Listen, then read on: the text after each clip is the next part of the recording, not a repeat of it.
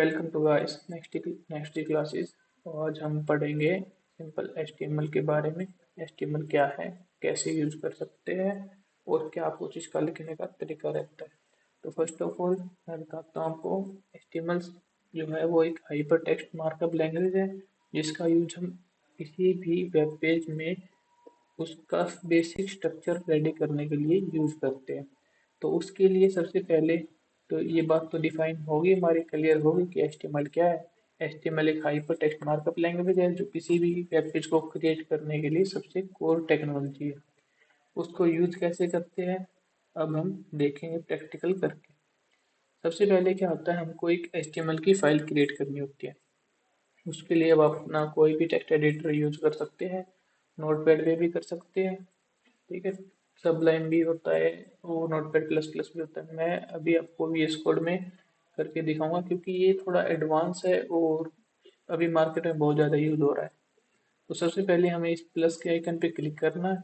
इसमें आप क्या टाइप करोगे, इसमें आपको लिखोगे इंडेक्स .html क्या है, एक फाइल का एक्सटेंशन है जिससे डिफाइन होता है कि ये हमारा जो डॉक्यूमेंट रहने वाला है वो हमारी HTML की फाइल है। जैसे फॉर एग्जांपल मैंने जो कंटेक्स्ट और TXT बना रखी थी, हमारी टेक्स्ट की फाइल है।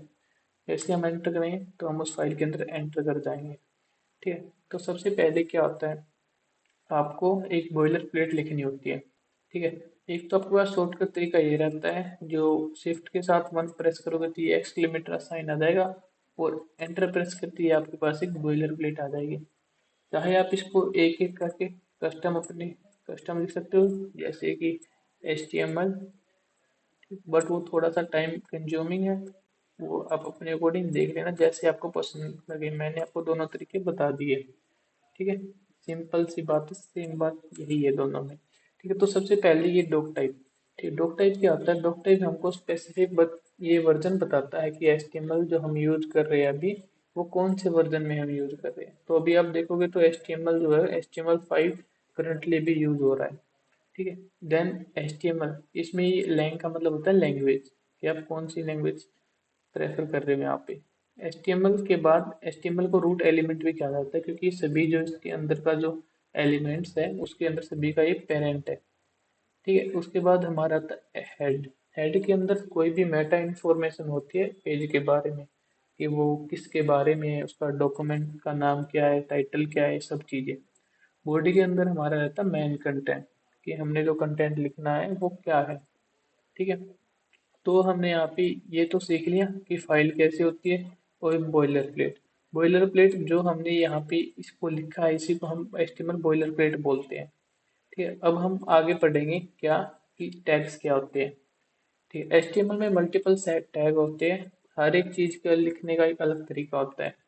जैसे हम अब हमारे नेक्स्ट जी क्लासेस की जो ऑफिशियल वेबसाइट है उस पर जाएंगे, तो जैसे कि यहाँ पे एक टेक्स्ट लिखा हुआ है नेक्स्ट जी क्लासेस, और यहाँ पे छोटा सा एक डिस्क्रिप्शन भी लिखा हुआ है, ठीक है। तो इनको लिखने के लिए HTML में टैग्स होते हैं। जैसे ये एक हेडिंग है और ये नीचे क्या है, एक डिस्क्रिप्शन।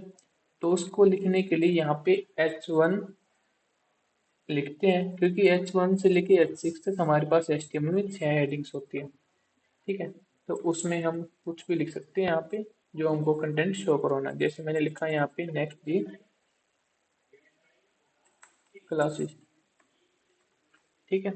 और फिर मैंने यहाँ पे पैराग्राफ लिखा क्योंकि अब देखना कि डिस्क्रिप्शन है, ये कोई हेडिंग नहीं है।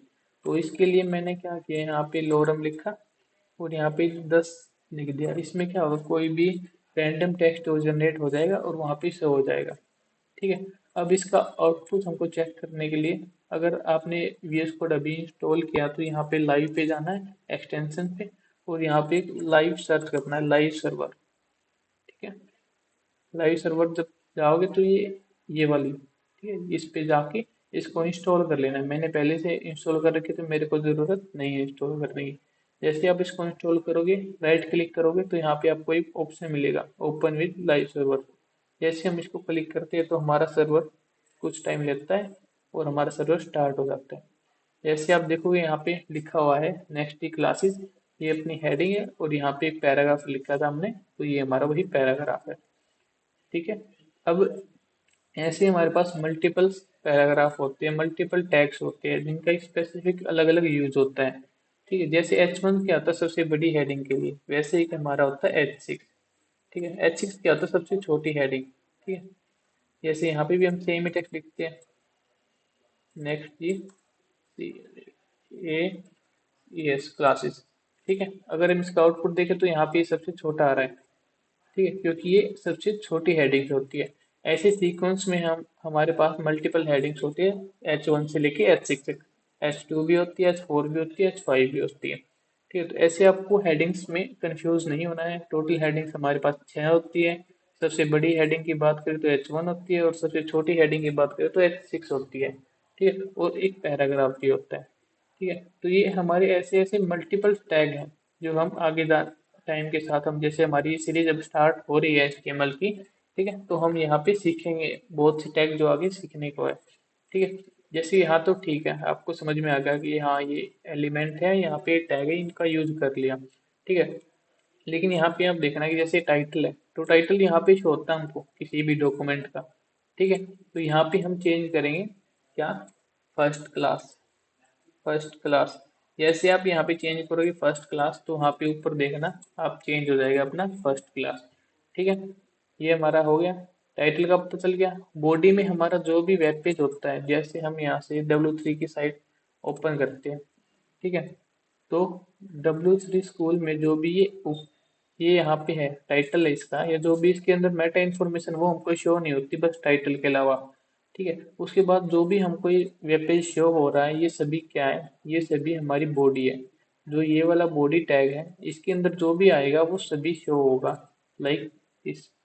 ठीक है, अभी हम जैसे यहाँ पे आपको एक कलरिंग वगैरह दिख रही हो, ये हमारा CSS का पार्ट है। आने वाले टाइम में हम इसको भी कवर अप करेंगे, फिलहाल हम HTML पे फोकस करते हैं।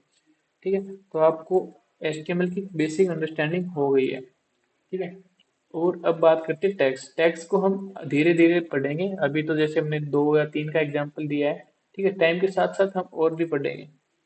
अब कई सिचुएशन में क्या होता है, जैसे आप अभी ट्राई कर रहे हो, आपने H1 लिखा, H6 लिखा, लेकिन आप चाहते हो मैं इनको यही रखना है और आने वाले और टैग्स की भी मैं प्रैक्टिस करूँ, यहाँ पे मेरा स्पेस है वो ज़्यादा कंज्यूम ना हो। तो उसको लिए जैसे मैंने यहाँ पे लिखा है एक डिव। डिव क्या होता है, डिव एक रैपर होता है जो मल्टीपल टैग्स होते हैं उनके ऊपर पेरेंट के तौर पे लिया जाता है। ठीक है, जैसे मैंने डिव लिया यहाँ पे, और यहाँ पे एक स्पैन।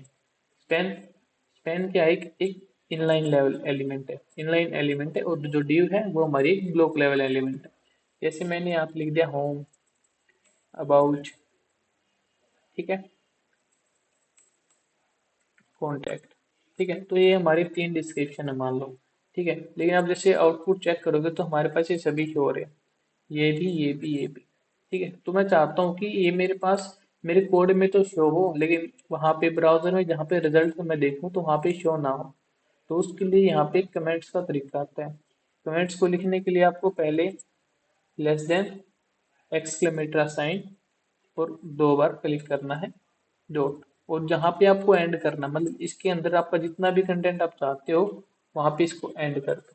जैसे मैं इन्हीं 2 लाइन को करना चाहता हूँ, तो उनको मैंने कमेंट आउट कर दिया। अब मेरी 2 लाइन जो है ये यहाँ पे मेरे को शो हो रही है, बट ये हमारे ब्राउजर में हम जैसे चेक करेंगे तो वहाँ पे हमको ओनली वही चीज़ शो होगी जो हमने नीचे लिख रखी है, जो अनकमेंटेड कोड है ये वाला।